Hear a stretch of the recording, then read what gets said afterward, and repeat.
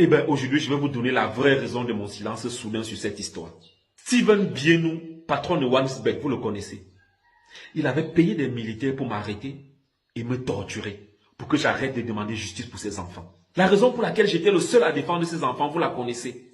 Tous les influenceurs camerounais ont un code de promo OneXBet. Qui allait les défendre à part moi? Les militaires m'ont arrêté, ils m'ont menacé, mais ils ne m'ont pas torturé. Car ils m'ont dit qu'ils respectaient ce que je représente pour le Cameroun. Ces militaires ont plutôt appelé ce jour-là Steven Bienou, que je ne connaissais pas. Ils lui ont demandé de trouver un terrain d'entente avec moi. Ils ne savaient pas que c'était lui le patron de OneXBet. Il est arrivé, on s'est assis.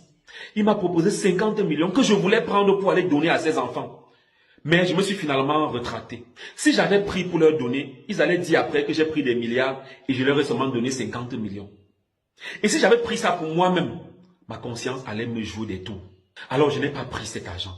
Mais j'ai également décidé de ne plus parler de cette affaire pour des raisons évidentes.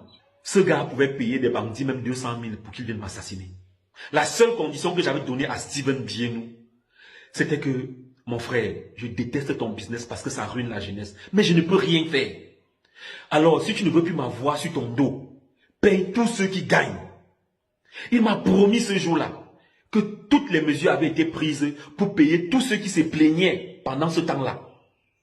Et j'ai pris son numéro, j'ai promis de l'appeler, mais je ne l'ai jamais fait.